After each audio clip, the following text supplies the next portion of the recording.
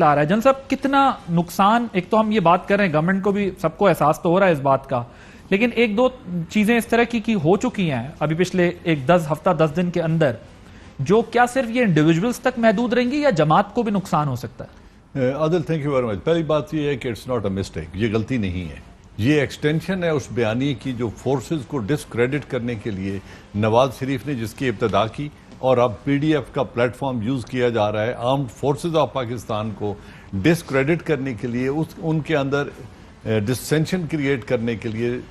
یہ ایک بیانیہ ہے جس کو لے کے چل رہے ہیں. اگر آپ پی ڈی ایف کے پلیٹ فارم سے آنے والے بیانات کو دیکھیں, سب کو, جو فضل الرحمان صاحب کہہ رہے ہیں, جو اچکزئی صاحب نے کہا, جو نواز شریف صاحب نام لے کے کہہ رہے ہیں, تو یہ ایک بیانیہ ہے جس کو انہوں نے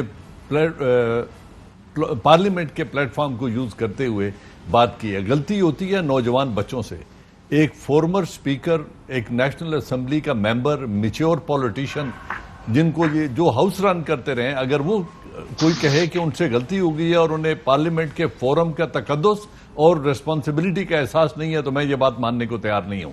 انہوں نے ڈیلیبریٹلی ڈسکریڈٹ کیا ہے ایئر فورس کی اچیومنٹ کو, over all arm forces of Pakistan کی اچیومنٹ کو. وہ ایسا کیوں کرنا چاہتے تھے آپ کے خیال میں؟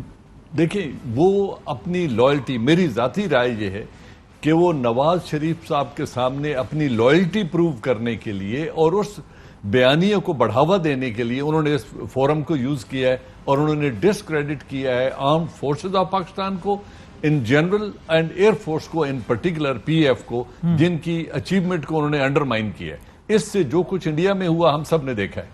اب جو آپ بات کر رہے ہیں نا کہ اس کا کیا ہونا چاہیے, this is an offence which he has committed.